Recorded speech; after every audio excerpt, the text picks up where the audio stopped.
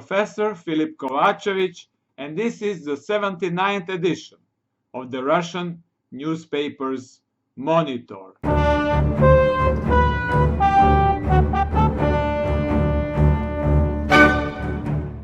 I hope you are doing well today. Thank you for your feedback. Newsbud is approaching a 2-year anniversary, and from Sunday, April 29 to Sunday, May 12, all video episodes and articles will be open to all. If you are not already a member of the Newsbud community, this is your chance to see all of our productions. I have no doubt that once you see how much expert content we offer, the content that you won't find anywhere else, you will join us and make our website your favorite cyber destination. Today, we'll start with the front page of Nezavisimaya Gazeta, a middle-of-the-road newspaper, the edition for April 24, 2018. On the top of the front page, there is an article about the recent dramatic political events in Armenia.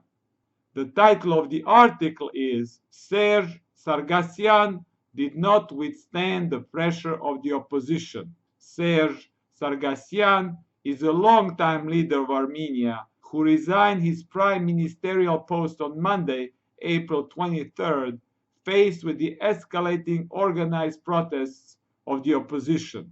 The article reports that the protests in the capital city of Yerevan lasted about 10 days. The protests were directed against the election of Serge Sargsyan, a longtime Armenian president, as the country's new prime minister by the parliament. The recent constitutional changes, tailored by Sargsyan, made the presidential post largely ceremonial, and he wanted to switch to the post of the prime minister and remain the most powerful politician in the country.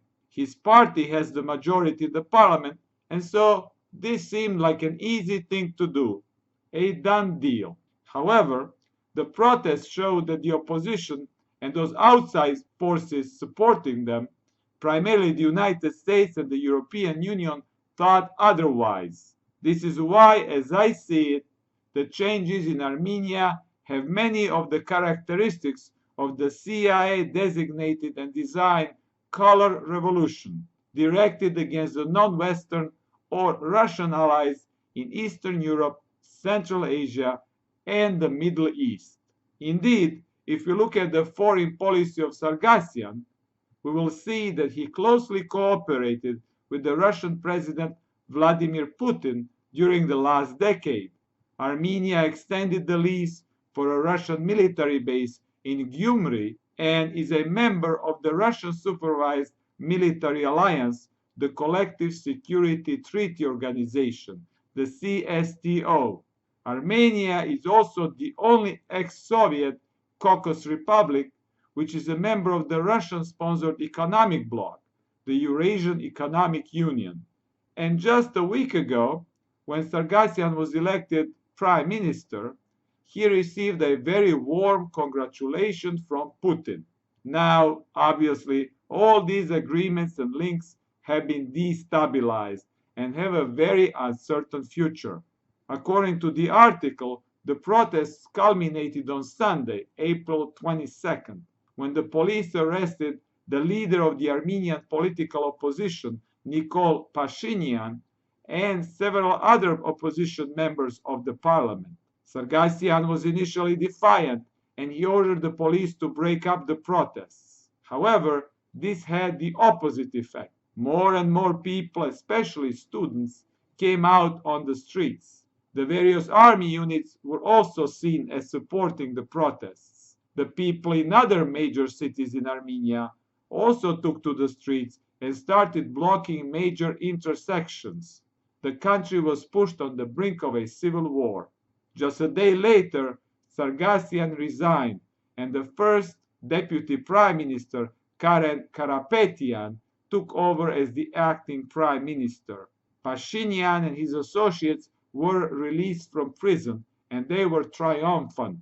They obtained a major political victory and are likely to have an advantage in the early parliamentary elections, which are likely to be held sometime soon. And as I see it, triumphant were also the Armenian opposition mentors in Brussels, in London, and in Washington, D.C. No matter how much the Russian media try to put a positive spin on these dramatic changes in Armenia, this is yet another blow to Putin and the Russian sphere of influence in the Caucasus region. Sargsyan was a firm ally, and the big question is whether his successor will continue the extensively pro-Russian Armenian foreign policy. The political changes in Armenia might also influence the Ilham Aliyev regime in the neighboring Azerbaijan to also abandon the pro-Russian path that the regime has taken in recent months. Nobody wants to be a Russian ally when the Russian geopolitical chips are down. The events in Armenia appear to be yet another Western retaliation for Putin's electoral victory. Too busy with their own presidential election and the military engagement in Syria, the Russian leadership seems not to have paid enough attention to what is going on in one of its closest allied countries. However, this is just the beginning of the geopolitical destabilization of the Caucasus region. The Russians will no doubt try to provide as much support as possible to their allies in Armenia, including Sargsyan's still very powerful political party. On the other hand, the EU and the United States will continue to support the opposition, both overtly and covertly. This unfortunately means that the days of peace in Armenia are numbered. When we take into consideration the unresolved Nagorno-Karabakh issue with Azerbaijan, the decades-long disputes with Turkey, and the worsening socio-economic situation in the country, all ingredients for a regional proxy war between Russia and the West, similar to the ones already going on in Syria and Ukraine, are displayed in full view. Now, let's take a look at the front page of Izvestia, a moderate pro-government newspaper, the edition for April 25, 2018. On the top of the front page, there is an article about how the Russian Ministry of Defense is preparing for the Victory Day parade. The title of the article is Orientation Toward the Future. The subtitle explains that the Ministry of Defense is getting ready to display the most advanced types of weapons. Below the subtitle, there is a color photograph of the Victory Parade practice run. The caption reads, "The armored vehicles Tiger and Yars participated in the parade practice run in Albino." The article reports that the Russian Ministry of Defense recently sent letters to the companies belonging to the Russian military-industrial complex, inquiring about the innovative types of weapons and weapons technologies that could be displayed during the Victory Day parade on the Red Square in Moscow. According to the article, the response was overwhelming, and it is expected that Russia will showcase up to 200 different weapons prototypes. The mass production of many of these prototypes is to begin already this year. The article claims that, for instance, the prototype for a fully automatic, robotized 120mm artillery weapon called Phlox, produced by the well-known Russian weapons maker Ural Vagon Zavod, might be displayed to the public for the first time. The anti-aircraft self-driving artillery system Derivatsiya PVO might also be displayed, as well as the anti-missile system Tornado-C. According to the retired General Anatoly Sitnov, quoted in the article, the main reason why these prototypes will be shown to the public and the international community including Russia's geopolitical opponents, is psychological. In other words, Russia wants to send a clear message to the US and others that its military technology is very advanced and that all attempts to defeat Russia militarily will meet a strong response. According to the article, the other weapons and weapons systems that will be shown for the first time during the parade include the supersonic aircraft Su-57, the unmanned ground combat vehicle Uran-9, the multifunctional mine-clearing robotic system Uran-6, and the tactical surveillance unmanned aerial vehicle or drone Korsar. According to Viktor Murachovsky, the editor of one of the Russian main military magazines, Arsenal of the Fatherland, quoted in the article, the focus of this year's parade will be on the robotic technologies and the unmanned aerial vehicles. Some of these weapons were already used successfully in Syria, and Russia is no doubt hoping that they will find a lot of interested buyers throughout the world. It should be noted that the foreign sales of the Russian weapons are one of the main sources of income for the Russian state. As I see it, Russia is responding to the Western pressure by militarizing its resources and territory. This is not a good sign for the future. The more different types of weapons are accumulated, the more likely it is that a small, perhaps even an accidental spark could lead to a catastrophic conflagration. In addition, as both the East and the West are militarizing, there will be less and less scope allowed for social and political dissent, for free and critical thinking. The critics will increasingly be silenced by the repressive state apparatus, while the general population will be manipulated into perceiving them as traitors. Military dictatorships and counterintelligence states will proliferate globally. The dark age may be around the corner. Next, let's take a look at the front page of Kommersant, a daily liberal newspaper frequently critical of the Russian government's foreign policy, the edition for April 23, 2018. On the bottom of the front page on the left, there is an article entitled "The S-300 Aimed at Syria." The title refers to the Russian-produced long-range surface-to-air missile systems. The subtitle explains that Russia might soon deliver the S-300 missile systems to the Syrian army. According to the article, Syria signed a contract with Russia on the delivery of S-300 systems in 2010. However, the surface-to-air missile systems were not delivered due to the request of Israel. Now it appears that the Russian leadership is changing its policy. The article points out that two high-level Russian officials have recently spoken in favor of this policy change.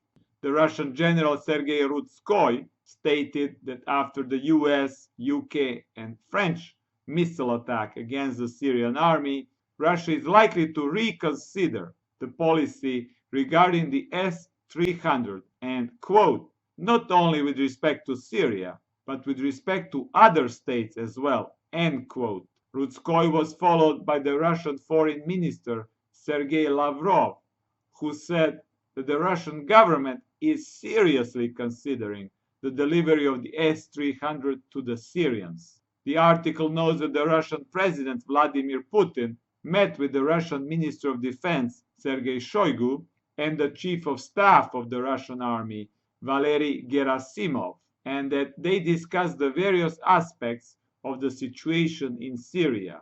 It could be that the decision on the S-300 delivery was made at this meeting, but according to the article, there is still no public confirmation. The article records that Syria ordered 4 complexes of the S-300 in 2010 and paid more than $400 million for them. However, due to the start of the civil war and the open disagreement of Israel, the S-300 were not delivered, and the money was returned to Syria. The article points out that these complexes were later sold to Iran for $1 billion. Now, it appears that Russia will deliver the S-300 systems to Syria within the agreement on the interstate military assistance, which means essentially for free. Russia has already installed the S-300 and even the S-400 systems near its military bases in Syria. In his statement, General Rutskoy emphasized that not a single US, UK, or French missile during the recent attack was directed toward this area. According to the Russian political expert Ruslan Pukhov, quoted in the article, the reason that Russia is now willing to deliver these systems to Syria is that Russia sees the delivery as the adequate response to the Western missile attack. Russia believes that the fact that the Syrian government would soon be in the possession of these weapons will make the West less likely to attack before Syria, because Syria now has means to retaliate. However, it is already clear that the Israeli leadership will not be happy with this decision. The question is whether Israel will decide to bomb the sites where the S-300 systems are to be deployed even before the systems become operationalized. And what if these sites are initially manned by the Russian military specialists, as they train the Syrians on how to use the systems? What if the Russian soldiers get hurt? So far, the Prime Minister of Israel, Benjamin Netanyahu, and the Russian President Putin have had a very good working relationship. The issue of the S-300 systems might drive a wedge between them. However, as I see it, whether or not this will in fact happen remains to be seen. It should be noted that the Kommersant, as a liberal newspaper, often presents Putin's foreign policy decisions as more problematic than they are in reality. The editors of the Kommersant would like to see Putin coordinate his decisions with the West. They support the neoliberal faction in the Russian government led by the Prime Minister Dmitry Medvedev, who will most likely soon be replaced by Putin. However, I don't believe Putin is willing to listen to the Western or pro-Western suggestions anymore. He will do what he decides is best for Russia, and he has the support of the majority of the Russian people for making any kind of decision he wants. And yet, this also means that the West will make Putin pay dearly for his insubordination. Getting him into a conflict with Israel is definitely part of the overall Western plan. Lastly today, let's take a look at the Russian semi-tabloid press, the front page of Komsomolskaya Pravda Moscow Edition, the edition for April 19, 2018.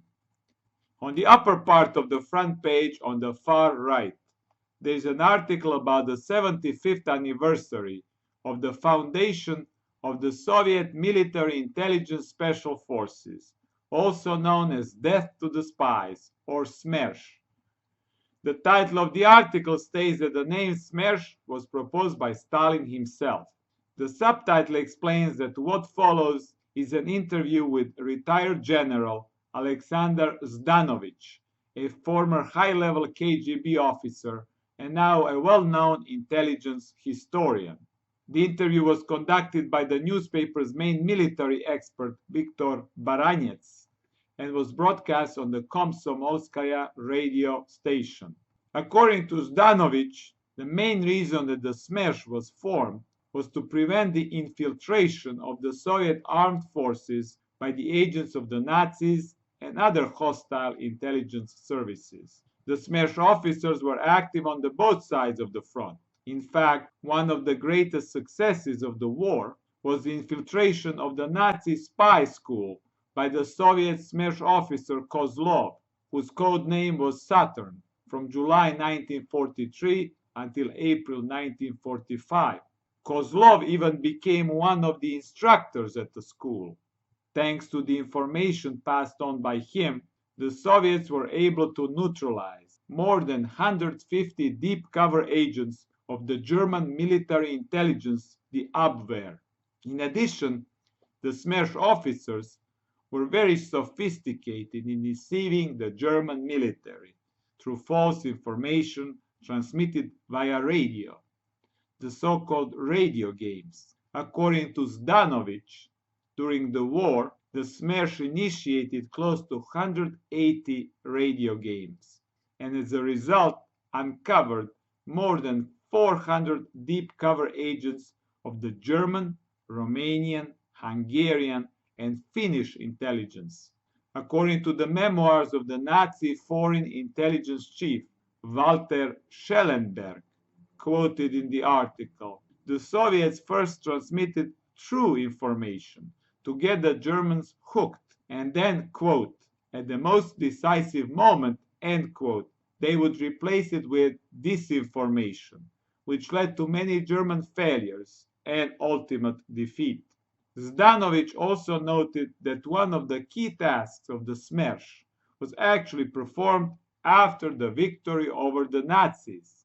Namely, the SMERSH interrogated every single one of about 2 million Russian prisoners of war as they were liberated from the Nazi-occupied territories. Zdanovic claims that during these interrogations, the SMERSH uncovered several thousand former Nazi collaborators who were trying to escape punishment under false identities. Overall, the SMERSH neutralized more than 30,000 enemy spies and collaborators during the war and in the immediate post-war period.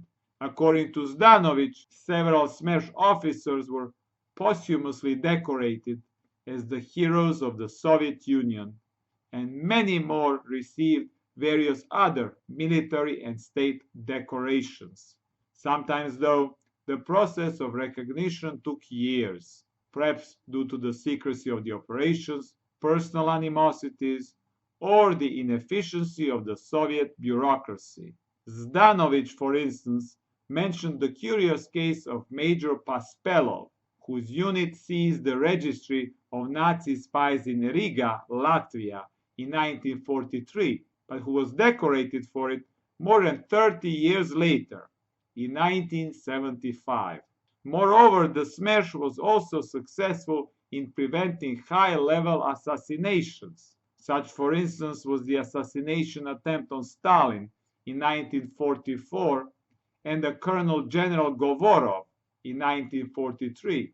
The intelligence provided to the Soviet leadership by the SMERSH and other military intelligence units that preceded its formation saved thousands of lives.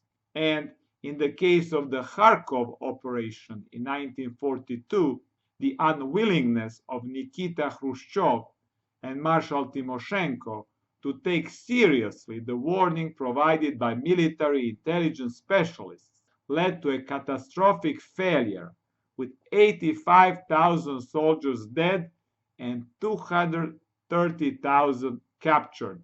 As I see it, the reason that the 75th anniversary of the SMERSH was so prominently presented on the front page of the newspaper has to do with the present military resurgence of Russia on the international scene.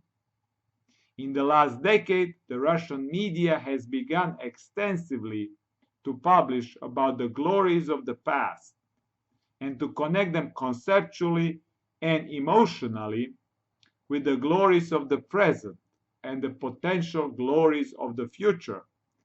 And the World War II victory is arguably the most glorious event in all of Russian history. Dear friends, that's all for today. Thank you for watching and for your support for Newsbud. Do not forget to check out my course on geopolitics.